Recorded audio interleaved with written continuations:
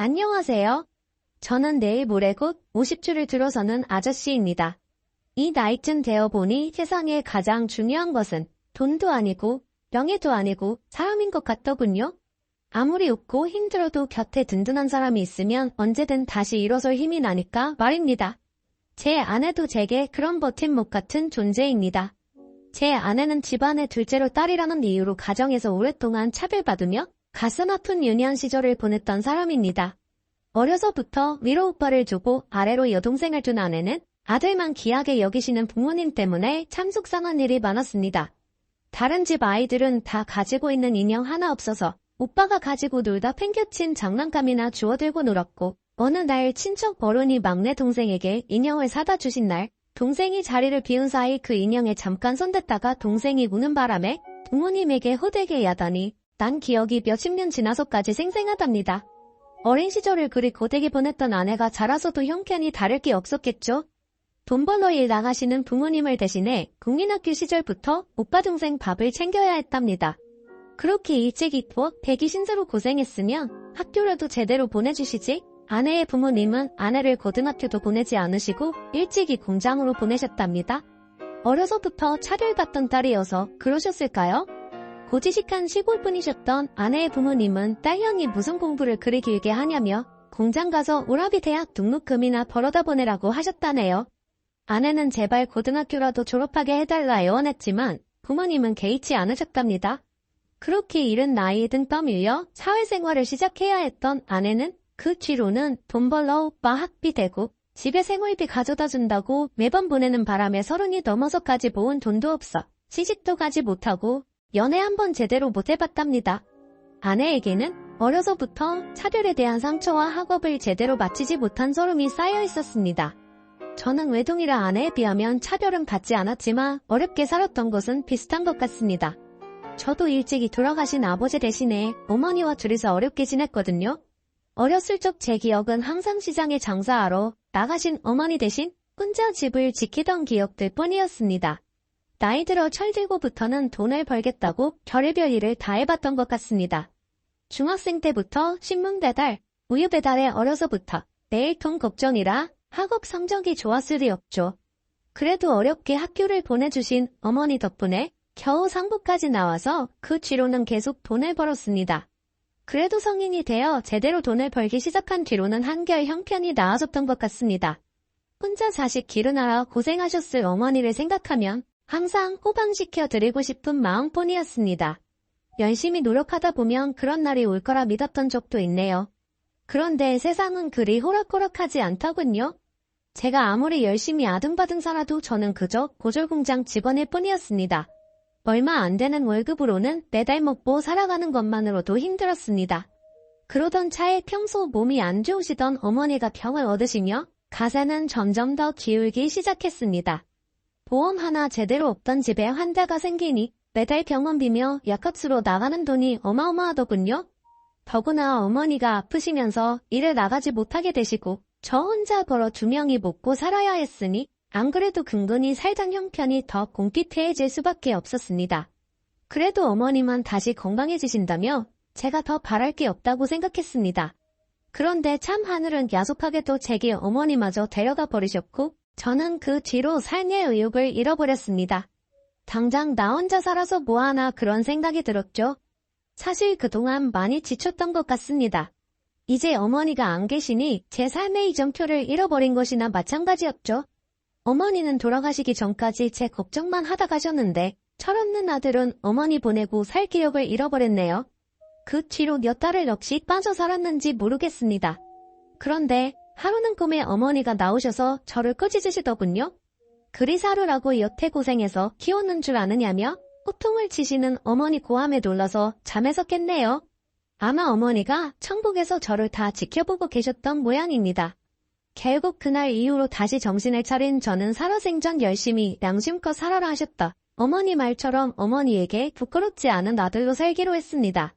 이렇게 돌아보니 저나 아내나 어려서부터 참 굴곡진 인생을 살았다 싶네요. 그렇게 서로 비슷한 정이 많았던 아내와 저는 30이 넘어 지인의 소개로 만나게 되었습니다.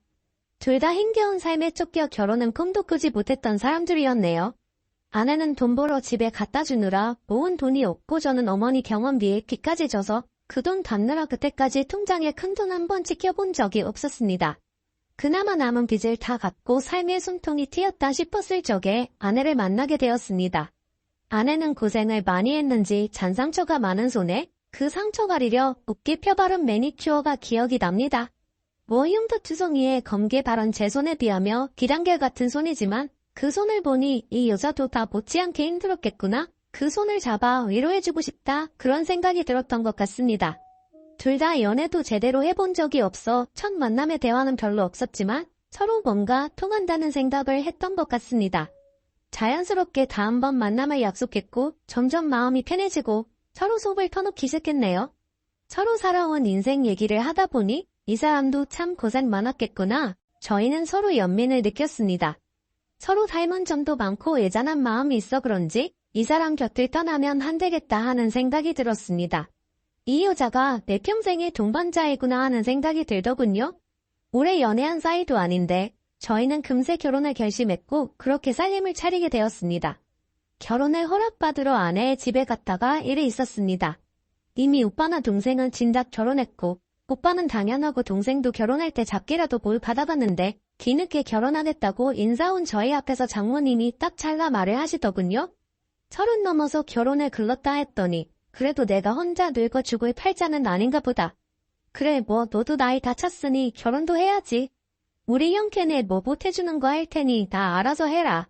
엄마 나 시집갈 때 주겠다고 돈 모아둔 거 어쩌고 나 여태 집에 돈 보태느라 모아둔 돈 하나도 없어. 그 돈도 안 주겠다는 거야? 그게 언제적 길인데 이제 와서 찾아? 나는 내가 30까지도 시집 못 가길래 글렀나 했지. 근데 이제 와서 그 돈을 찾으면 어쩌자는 거야? 그 돈 또 오빠 해줬어? 그럼 내가 여태 집에 보낸 돈은? 여태 내가 집에 갖다 준 돈다 하면 나 집 하나 사고도 남아. 어려서는 부엌 대기에 자라서는 공순이로 여태 집안 이해한다고 내 잘못 다 바쳐서 돈 벌어도 못했더니 이제 와서 나는 다 늙어 결혼하니까 아무것도 못해준다고? 엄마 진짜 내 엄마 맞아? 나 이 집 자식 맞아? 어떻게 나한테만 그러냐고? 나는 여태 이 집에서 뭐였어? 내가 이 집 식구는 맞아? 아니 얘가 무슨 행패야? 해주고 싶어도 집에 형편이 안 되는데 어쩌라는 거니? 그럼 뭐 너 시집간다고 집에 빚이라도 내서 챙겨보내라는 말이야? 엄마 아무리 해줄 형편이 안 돼도 시집가는 딸한테 수저라도 해줘야지. 네 애한테 뭐 챙겨줬는지 내가 모를 것 같아? 할머니가 나중에 나 올려주라고 남기고 가신 금가락지도 이해해준 거 내가 모를 줄 알았어? 그래도 이해했어. 이해는 결혼하니깐. 시집 가니깐. 그럼 내가 결혼할 때도 뭐 하나는 해주시겠구나? 엄마 이건 돈이 문제가 아니야. 그냥 내가 이 집 식구가 아닌 거야. 얘 봐라. 여태 먹여주고 길러놨더니 이제 와서 지 엄마 탓하고 있네. 다 이러고 사는 거지. 왜 혼자 맨날 불평불만이야. 이거사? 불평불만이라고? 내가 30년 참다가 겨우 섭섭한 거 말한 거 가지고? 이제야 내가 정신이 드네. 그래 나는 이 집 식구 아닌 거야. 우리 이제라도 인양 끊어요. 나도 부모 없는 셈 칠 테니까. 엄마도 잘난 장손이랑 금가락지 쥐어보낸 귀한 딸이랑 잘 살아. 앞으로 나 찾지도 마. 결국 결혼 허락 받으러 간 그 자리에서 아내는 쪽 하저연을 했습니다. 허탈한 심정으로 돌아 나오는 아내의 얼굴이 금방이라도 울음이 터질 듯해 저는 아무 말을 해줄 수 없었습니다. 그저 울음을 참겠다 꽉 우겨진 그 주먹만 감싸줄 뿐이었습니다. 결국 저희는 양가 부모님도 부를 수 없는 형편이 되어 결혼식을 하지 않기로 결심했습니다. 사진관 가서 결혼사진 한 장 찍고 결혼식을 대신했습니다. 그렇게 시작한 신혼이었지만 저희는 행복했습니다. 신혼집이라고 제가 무리해서 얻은 주공 아파트에 함께 벌어 채워 넣은 혼수까지 그래봤자 전세였지만 우리 둘을 번듯하니 놓을 자리 있다는 사실이 위안이 되었습니다. 이제는 우리 두 식구 아이도 낳고 열심히 길러 행복한 가족을 꾸리겠다 싶었네요. 둘 다 노충반 노처녀라 임신에 서두를 수밖에 없었습니다. 그런데 이상하게도 임신이 잘 안 되더라고요. 몇 달이 가도 아무 소식이 없어 병원을 찾았더니 믿을 수 없는 소식을 듣게 되었습니다. 안타깝지만 불행이십니다. 지금 임신이 문제가 아니라 아내분 자궁에 큰 혹이 여러 개 있어요. 이 정도면 그동안 많이 아프셨을 텐데 아프지 않으셨어요? 제가 아는 수술이야 간단하지만 아마 앞으로도 임신은 어려우실 겁니다. 어려서부터 내색할 줄 몰라 평소에도 아픈 것을 잘 참던 아내는 제 몸이 어떤 줄도 몰랐나 봅니다. 결국 아내는 수술을 받고 몸은 회복했지만 그 뒤로 아이는 가질 수 없었습니다. 여보, 우리 이제 아이 못 가진대. 어떻게 나 같은 여자 만나서 당신은 무슨 죄야? 나는 뭘 잘못해서 아이도 못 품는 몸이 되었을까? 당신 왜 그런 말을 해? 무슨 차라니 아이가 뭐가 중요해? 우리가 행복하면 그만이야. 우리 둘이서도 잘 살 수 있어. 당신만 있으면 열삼둥이도 안 부러우니까 제발 내 앞에서 그런 말 하지마. 제 위로도 소용이 없는지 몇 날 며칠을 방에 틀어박혀 울고 있는 아내의 모습을 보니 제 마음도 문드러졌습니다. 그토록 아이를 좋아하던 아내가 임신할 수 없다는 것을 알게 되고 아내가 얼마나 항심이 클지 차마 상상할 수 없었습니다. 아무래도 아내의 상태가 너무 좋지 않아 당분간 일을 쉬게 하고 집에 있게 했습니다. 저는 일을 나가야 해서 아픈 아내 혼자 집에 두기 마음이 편치 않았습니다. 아내는 돌봐줄 친정도 없고 시댁도 없는 사람이라 어쩔 수 없었죠. 그런데 감사하게도 그때 아내의 가까운 지인이 아내를 돌봐주겠다고 나섰습니다. 안 그래도 혼자 두고 나가기 걱정이었는데 지금 마음이 많이 상해 있을 겁니다. 곁에서 잘 좀 부탁드려요. 아유, 그럼 나도 걱정돼서 와봤는데 경혜 상태가 많이 안 좋네. 경혜는 내가 밥도 잘 챙겨 먹이고 잘 보살필 테니 경호 씨는 걱정하지 말고 일 다녀와요. 아내와 공장 시절부터 알고 지냈다는 가까운 지인인 문실 씨는 아내에게는 친언니 같은 둘도 없는 사이였습니다. 저희 결혼을 곁에서 도와줬던 것도 문실 씨였고 평소에도 아내가 많이 믿고 의지하던 지인이었습니다. 다행히 아내의 사정을 잘 알던 은실 씨가 저희 부부 얘기를 듣고 제가 출근한 사이 아내를 돌봐주기로 했습니다. 곁에서 돌봐주는 사람이 있어 그랬는지 다행히 아내는 머지않아 다리에서 일어났습니다. 그 뒤로 저희는 한 번도 아이 얘기를 꺼내지 않았지만 동네 아이들을 볼 때마다 두 눈 가득 담아두고 뭔가를 생각하는 듯한 아내의 모습을 보면 아내의 속을 짐작해 볼 수 있었습니다. 저는 그래도 상관없었습니다. 사랑하는 아내만 건강하게 곁에 있어준다면 행복할 자신이 있었어요. 그러다 제가 직장에서 해고를 당하는 일이 벌어지게 되었습니다. 회사의 구조조정으로 공장 직원 수십 명이 내쫓기게 되었죠. 생존권을 보장해달라 직원들이 모여 시위도 하고 항의도 해봤지만 IMF 이후로 바뀐 사회 분위기 속에 저희 같은 사람들이 설 자리는 없었습니다. 당장 회사에서 잘리고 뭘 해서 먹고 살아야 하나 암담한 지경이었습니다. 때마침 집주인이 전세금을 올려달라 하는 통에 이사까지 가야 했습니다. 그렇게 제가 실직 후 일자리를 구하지 못하고 집에 틀어박혀 있자 아내가 말을 꺼내더군요. 여보, 우리 장사 시작할까? 왜 포장마차 같은 건 돈도 별로 안 들고 우리 둘이서 하면 그렇게 어렵진 않을 거야. 어려서부터 식구를 걷어먹여서 그런지 유난히 손맛이 좋았던 아내가 제게 포장마차 장사 얘기를 했습니다. 제 평생 남의 밑에서 일할 줄만 알았지 직접 장사해볼 생각은 못했는데 아내의 말에 저도 귀가 솔깃했습니다. 사실 다른 것을 고민할 처지도 아니었네요. 당장 일자리를 구하지 못하면 나가서 노가다라도 해야 했으니까요. 그렇게 우리 부부는 길에서 포장마차를 열게 되었습니다. 장사라고 쉽게 생각한 것은 아니었지만 제 사정상 그렇게라도 돈을 벌 수밖에 없었습니다. 그래도 다시 일어설 수 있었던 것은 다 제 아내 덕분이었네요. 솜씨 좋은 아내 덕분에 포장마차는 장사가 잘 되었습니다. 점점 손님이 들더니 주말이며 눈코 뜰 새 없이 바쁠 지경이었습니다. 손바닥만한 포장마차였지만 아내와 둘이 같이 일할 수 있어서 저는 그게 그렇게 좋았습니다. 포장마차를 차린 지 5년 만에 저희는 따로 가게를 얻을 만한 돈을 모을 수 있었습니다. 그동안 겨울에는 춥고 여름에는 덕보기 위해서 얼마나 고생을 했는지 모릅니다. 그렇게 5년 만에야 목돈을 모아 그럴듯한 가게를 얻게 되었습니다. 가게 자리를 계약한 날 저희 부부는 얼싸 안고 기쁨에 눈물을 흘렸습니다. 여보, 우리 가게가 생긴다니 나 진짜 믿겨지지가 않아. 방금 도장 찍어 놓고 그래? 이제 우리 가게야. 당신 그동안 정말 고생 많았어. 나 같은 남편 만나서 길에서 장사하느라 보낸 시간이 벌써 5년이네. 이제 가게만 차리면 당신도 고생 끝이야. 이것도 다 당신 덕분이야. 나 같은 놈이 감히 장사를 꿈이나 꿨겠어? 이제 우리도 행복해질 일만 남은 거야. 다행히도 가게를 차린 뒤로도 포장마차 단골 손님들이 찾아주셔서 장사는 어렵지 않았습니다. 앞으로도 이렇게만 하면 금세 집도 사고 여유가 생길 것 같았습니다. 물론 가게를 차리고는 더 바빴지만 정신없이 바쁜 와중에도 장사가 잘 되니 행복하기만 했습니다.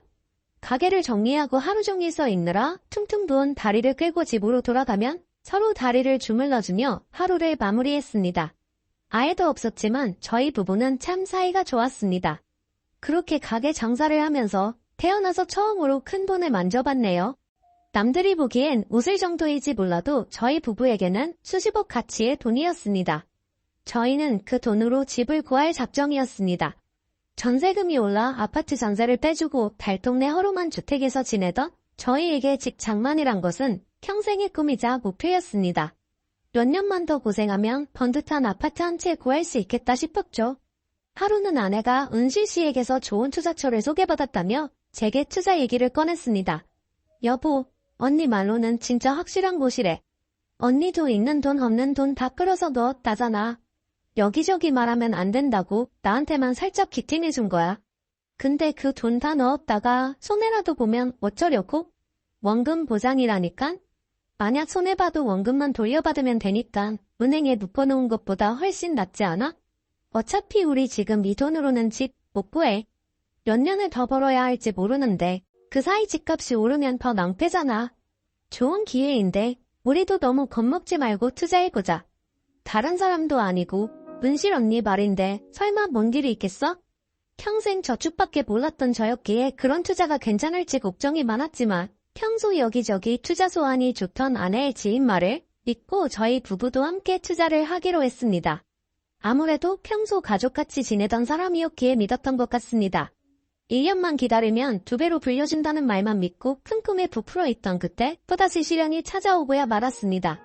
그동안 모았던 돈이 하루아침에 사라져버린 것입니다. 투자금을 돌려받기로 약속한 날 이상하게도 연락이 되질 않더랍니다. 분명 며칠 전까지 같이 밥도 먹은 사람이 하루아침에 번호도 바뀌고 연락이 두절되었습니다. 서둘러 찾아간 그 사람의 집 앞에는 저희 같은 사람이 수두룩했습니다. 저희에게만 살짝 알려주는 거라더니 진작에 제대로 속이려 작정을 했던 건지 그 사람한테 투자금 맡긴 사람이 많더라고요. 다들 연락이 끊겨 찾아왔다고 그 사람을 수소문하고 있었습니다. 이미 전 재산을 잃은 저희가 할 수 있는 일은 없었습니다. 피해자들이 모여 경찰서로 찾아가 그 사람을 고소했지만 이렇게 잠적해서 영영 못 찾으면 어디 구제받을 길이 없다더군요. 그 뒤로 저와 아내는 가게도 접어두고 그 여자를 찾겠다고 전국을 돌아다녔습니다. 비슷한 사람을 봤다는 소식만 들으면 몇 시간이 걸려도 찾아갔죠. 그렇게 몇 달이나 그 여자를 수소문했지만 도저히 찾아낼 수가 없었습니다. 누군가는 이미 해외로 도피한 것 아니냐는 말까지 하더군요. 출입국 기록은 없지만 중독적으로 배를 끼웠을 수도 있다고요. 보통 이런 계획 범죄는 잡히는 경우가 더 드물다며 쎄쎄 하나 둘씩 포기하는 눈치였습니다. 그러나 그 중에서도 가장 피해 금액이 컸던 우리 부부는 도저히 포기할 수 없었습니다. 몇 년의 노력이 거기 들어 있었는데 이제 좀 팔잡히나 했더니 어떻게 이런 일이 벌어집니까? 저희는 거의 정신줄을 놓을 지경에 이르렀습니다. 그런데도 아내는 포기를 못하겠는지 계속 그 여자를 찾아다니려 했습니다. 당신도 이제 그만 포기해. 말 못 들었어. 이미 국내 없을지도 모른다잖아. 그 많은 돈을 들고 날랐는데 여태 여기 있겠어? 그동안 많이 찾아봤잖아. 아니야. 어디 숨어 있을 거야. 내가 꼭 찾아낼 거야. 그래서 돈 받아야지. 우리가 그걸 어떻게 모은 돈인데. 나는 이대로 포기 못해. 그래도 가족들이랑은 연락하겠지. 그 언니 사촌한테 한번 가보려고. 여보, 이미 작정한 여자야. 친척한테 얘기를 했겠어? 설령 친척이 그 여자 행방을 알고 있다고 한들 그걸 당신한테 말해주겠어? 결국 도와줄 사람은 아무도 없어. 우리도 이쯤에서 그만하자. 가게도 다시 열어야지. 잃은 돈은 다시 벌면 되잖아. 여보, 그동안 그 고생을 하고 그걸 다시 하자고? 나 이제 못하겠어. 너무너무 힘들어. 왜 이렇게 내 인생에 되는 일이 없는 거야? 돈 들인 것도 다 내 탓이야. 그때 당신 말을 들었어야 했는데. 제가 말리는데도 아내는 고집을 꺾지 않았습니다. 아무래도 가족보다 믿었던 사람에 대한 배신감에 견딜 수 없었던 모양입니다. 그렇게 제 손을 뿌리치고 아내는 길을 나섰고 금방 다녀온다던 아내는 저녁 시간이 지나도록 전화도 받지 않고 소식이 없었습니다. 길가에 서서 몇 시간째 아내를 기다리는 제게 갑자기 모르는 번호로 전화가 왔습니다. 여보세요? 박경혜 씨 남편분 되시나요? 예? 아, 네? 제가 박경혜 남편인데요. 왜 그러시죠? 우리 집 사람 거기 있습니까? 여기 경원인데요. 지금 박경혜 씨가 의식 없는 채로 실려 오셨거든요. 보호자분이 빨리 오셔야겠어요. 아내가 의식 없이 경원으로 이송되었다니 이게 무슨 말인가 싶었습니다. 놀란 마음에 서 있던 그대로 경원으로 찾아봤더니 아내가 뇌출혈로 쓰러졌다는 말을 들었습니다. 환자분이 뇌출혈로 쓰러지셨어요. 다행히 지나가시던 분이 신고해 주셔서 저희 병원으로 와서 급하게 손쓸 수 있었는데 지금 환자 상태가 상당히 좋지 않습니다. 최근에 가로나 스트레스를 많이 받으셨나요? 크고 작은 출혈이 곳곳에 있었어요. 그동안 걸어 다니신 게 신기할 정도네요. 그래서 지금 전신에 마비가 심하게 온 상태입니다. 척추 신경 쪽에 문제가 있는지 검사를 더 해봐야 알겠지만 아무래도 몸을 편하게 쓰시지 못할 것 같습니다. 아내가 사지 마비라니 무슨 이런 청천벽력이 있나 싶었습니다. 본의야 별명 그만이지만 한 번 이룬 건강은 되찾기 힘든데 말입니다. 순간 잘못 슬쩍 경을 나누신 저희 어머니 생각이 나더군요. 그때나 지금이나 왜 내게 이런 시련이 닥치는지 정말 세상이 나를 벼랑 끝으로 내보는 기분이 들었습니다. 게다가 아내의 증상이 스트레스 때문이라니 모든 것이 다 원망스러웠습니다. 며칠이나 검사와 치료를 받고서 겨우 태어난 아내는 한쪽 몸이 완전히 굳어 제대로 걷지도 못했습니다. 결국 저는 닫아두었던 가게를 정리하고 집에서 아내를 돌보기로 했습니다. 여보, 나 평생 이렇게 살아야 한대? 아니요, 여보. 재활 열심히 받고 건강해지면 다시 예전처럼 걸을 수 있을 거야. 발 하나 못 들었는데 걸어서 나간 환자도 있다잖아. 우리도 포기하지 말고 열심히 해보자. 여보, 근데 우리 이제 한 푼도 없잖아. 당신도 나 때문에 일도 못 가고 무슨 돈으로 치료를 해. 우리가 이렇게 얼마나 버티겠어. 돈은 내가 어떻게든 할 테니까 당신은 건강만 신경 써. 당신이 다시 건강해져야 나도 살지. 그러니까 나 위해서라도 열심히 치료받자. 알았지? 사실 저도 말은 힘내자며 아내를 응원했지만 압제에 압제가 거듭하니 더 이상 용기를 갖기 어려웠습니다. 사실 멀쩡한 저도 속이 이런데 제 아내는 더 했겠죠. 아내는 매일이 고통스러운지 어느 순간부터는 잠도 잘 자지 못하는 듯 했습니다. 그렇다고 답답한 몸이 일으켜 어딜 다닐 수도 없으니 얼마나 힘들었을까요? 병원에 재활을 다니면서도 아내는 금세 나아지지 못했습니다. 그래도 직전보다는 조금 나아져 뻣뻣이 굳어있던 몸이 이제는 천천히 걸을 정도는 되었지만 한 걸음 떼는 것이 얼마나 고통스러운지 그 꼴이 참 보고 있기 힘들 정도였습니다. 그래도 저는 아내가 용기를 내서 다시 일어서 주기를 바랬습니다. 그래도 몇 달이 지나자 아내가 혼자 화장실 갈 수 있을 정도가 되었습니다. 그제서야 저는 다시 나가서 돈을 벌 수 있었습니다. 이미 가게 빼고 남은 돈도 거의 다 떨어져서 제가 더는 집에 있을 수 없었거든요. 그렇다고 이 나이에 다시 취직하기도 힘들고 결국 저는 아내와 함께하던 포장마차를 다시 시작하게 되었습니다. 이상하게도 전에 해봤던 일인데도 아내가 곁에 없어서 그런지 무척 고되고 어려웠습니다. 어렵고 힘들어도 아픈 아내를 위해 제가 힘을 내야 했습니다. 오전이면 아내가 하루 동안 먹을 식사를 챙겨놓고 저는 일을 나갔습니다. 아내와 하던 때처럼 많이 벌지는 못했지만 그래도 하루 먹고 살 만큼은 벌 수 있었습니다. 한치 앞 인생이 깜깜했지만 아내 곁에 있다면 그것도 다 버틸 수 있을 거라 생각했습니다. 그러던 어느 날 지친 몸을 이끌고 집으로 들어온 순간 이상하게 집안의 불이 모두 꺼져 있고 조용했습니다. 안방, 화장실, 부엌, 창고 어딜 찾아봐도 아내의 흔적은 보이지 않았습니다. 그제야 식탁 위에 놓인 아내의 편지가 눈에 들어오더군요. 여보, 봐야. 몸이 불편하니 글 쓰는 것도 힘이 드네. 이 편지를 적으려고 며칠이나 걸렸는지 모르겠어. 떠나기 전에 당신한테 꼭 말해주고 싶었어. 나나 당신이나 평탄한 인생은 아니었지만 그래도 당신 만나고 내 삶의 희망이라는 게 보였어.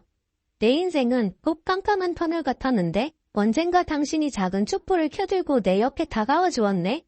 미약한 그 불빛 보며 당신과 의지하며 살아가면 언젠가는 이 터널도 지낼 수 있겠다 생각했는데 역시 박한내 팔자의 행복은 찾아오지 못하나 봐.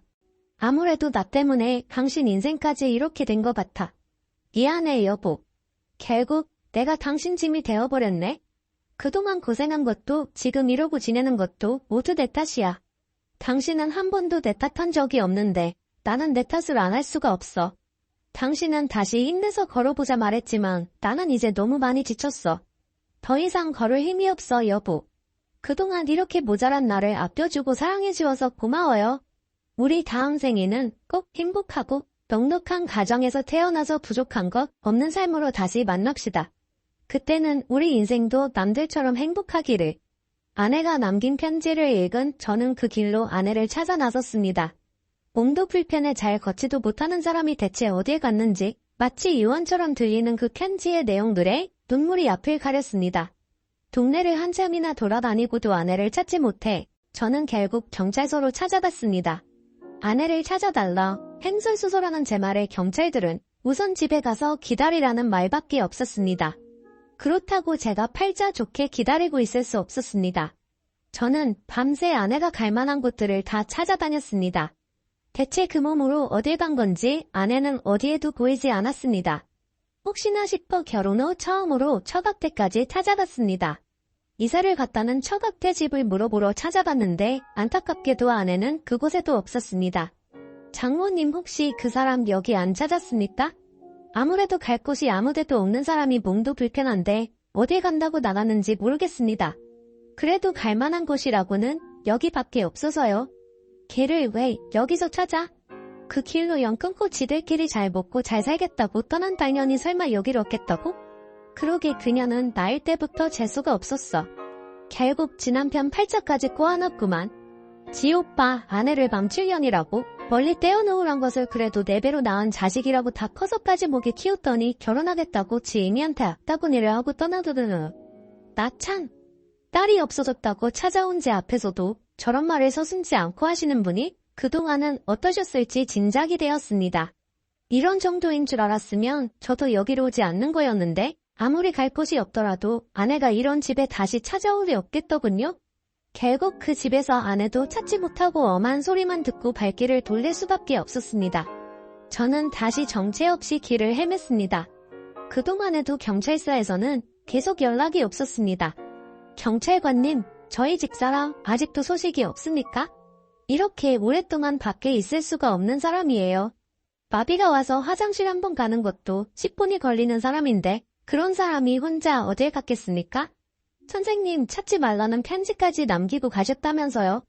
사실 이건 가출 신고를 해야 하는데 선생님이 하도 요구하셔서 저희가 실종 신고를 올려드린 겁니다. 이 이상 저희가 더 해드릴 게 없어요.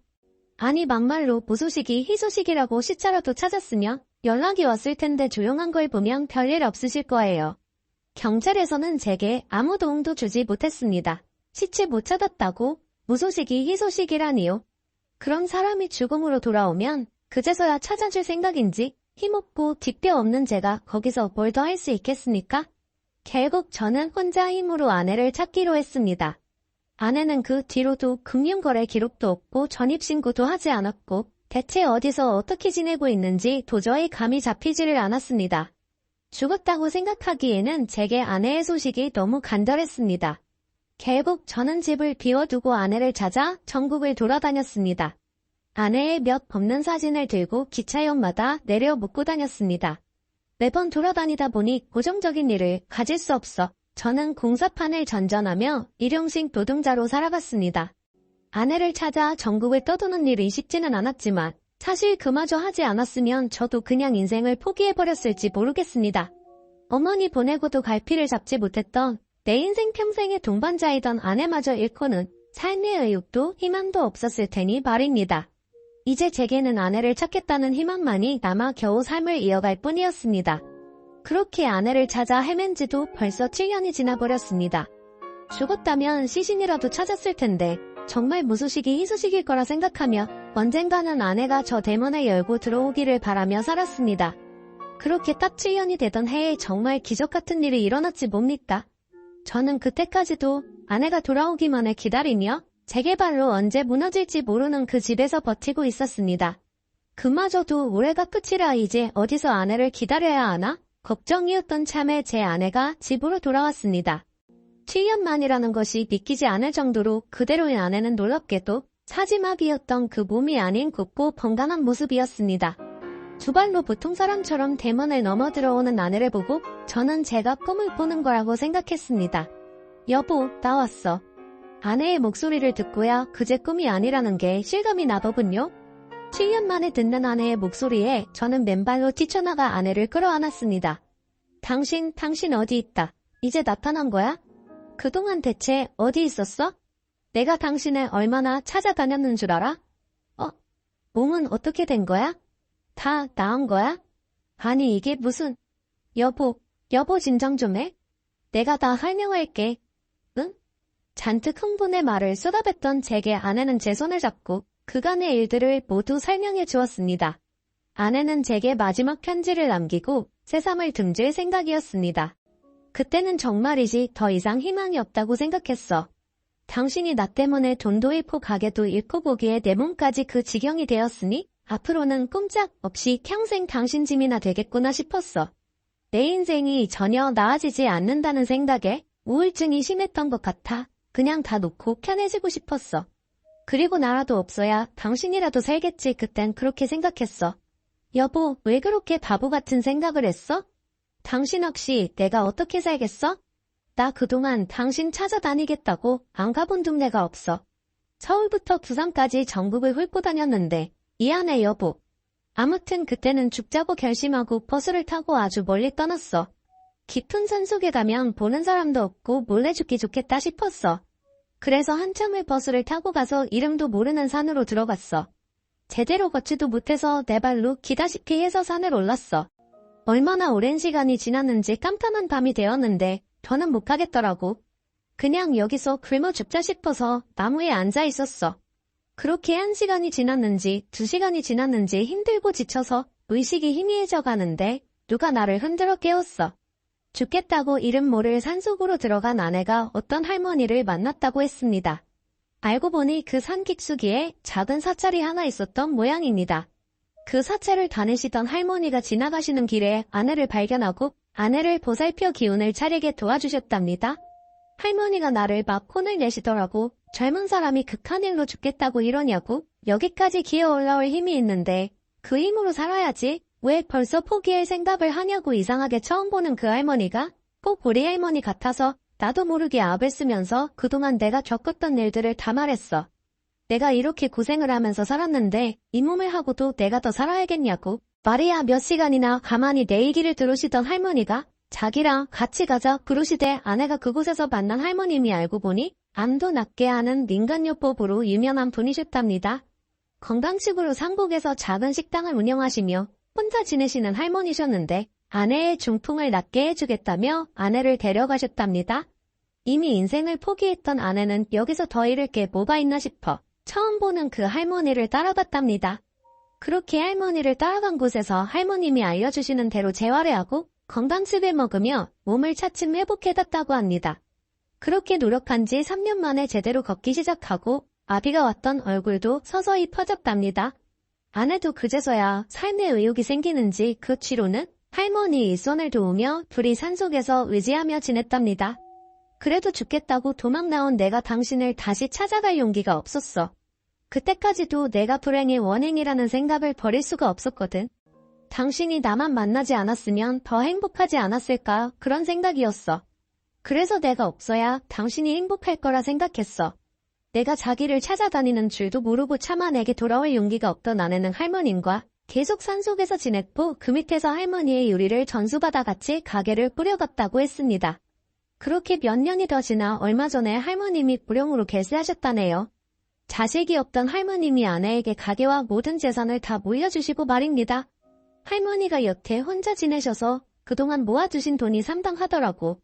나는 그동안 거기서 얻어먹고 지낸 걸로 좋겠는데 그동안 월급이라며 다 나한테 주고 떠나셨어. 나한테는 아무 말씀 없으셨는데 말이야. 근데 의지하던 할머니가 돌아가시고 나니까 이제 어떻게 살아야 할지 모르겠더라고. 그제야 당신이 너무 보고 싶었어. 내 욕심이지만 당신이랑 보냈던 시간들이 내 인생의 가장 행복한 순간들이었거든. 마지막으로 한 번만 보고 싶다 싶어서 찾아왔는데 아직도 여기 당신이 있을 줄은 몰랐네. 그러게 왜 바보같이 나를 두고 떠났어. 그동안 당신 찾느라 얼마나 힘들었는지 알아? 나는 당신이 반신불구되어도 곁에만 있어준다면 괜찮아. 그 사이 내가 재혼이라도 하면 어쩌려고 그랬어. 나는 차라리 당신이 나를 다 잊고 새 삶을 시작하기를 바랬어. 아니 사실 그러면서도 정말 그러면 어쩌나 무서웠던 것 같아. 그래서 당신 소식을 잊고 찾아볼 생각도 안 하고 살았나 봐. 산속에 있으면 다른 생각이 안 들어. 그냥 할머니 도와서 가게 꾸리면서 그렇게 하루하루 살았어. 할머니가 나한테 정말 많은 걸 가르쳐 주셨어. 음식으로 병도 나을 수 있구나. 배운 게 많아. 할머니가 나를 친자식처럼 생각하셨던 것 같아. 할머니가 돌아가셨으니 이제 내가 그 가게를 꾸려야 돼. 그게 내가 은혜를 갚는 길인 것 같아. 혹시나 당신이 아직 여기 있으면 같이 가자고 말하고 싶어서 찾아왔어. 나 이제 돈도 있고 우리 둘이 예전처럼 가게 꾸려서 산속에서 예쁜 집 짓고 살자. 당신도 그동안 고생 많이 했을 거 아니야. 이제는 내가 당신 호방시켜줄게. 응? 결국 아내도 저도 7년간 서로를 잊지 못하고 있었던 겁니다. 그동안 나를 두고 떠난 아내에 대한 섭섭함도 있었는데 아내를 다시 마주하니 그런 앙금은 온데간데 없고 그저 무사히 돌아와줘서 고맙다는 생각만 들었습니다. 결국 저는 돌아온 아내를 따라 아내와 다시 행복한 삶을 시작했습니다. 그렇게 아내를 따라간 저는 공기 좋은 산에서 아내와 함께 가게를 운영하며 그 옆에 멋진 집도 짓고 둘이서 즐거운 삶을 지냈습니다. 주말에만 가게를 열기 때문에 평일에는 아내와 여기저기 여행 다니며 좋은 거 먹고 좋은 것만 보고 그렇게 살았네요. 생전 처음 해외여행도 가보고 이렇게 호방해본 적이 없습니다. 그리고 최근에는 강아지도 한 마리 키우기 시작했습니다. 아이처럼 여겨지는지 하루 종일 강아지만 쳐다보고 있는 아내를 보면 질투까지 나네요. 저희 부부에게는 이제는 돈 걱정도 건강 걱정도 없습니다. 아마 이런 행복을 주시려고 그동안 그 많은 시련들을 겪었나 싶더군요. 사람 만나 상처받았던 아내가 다시 사람으로 치유받아 정말 다행이라고 생각합니다. 저희 두 사람도 앞으로 평생을 서로 아끼며 남은 인생 행복만 가득하기를 바랍니다. 감사합니다.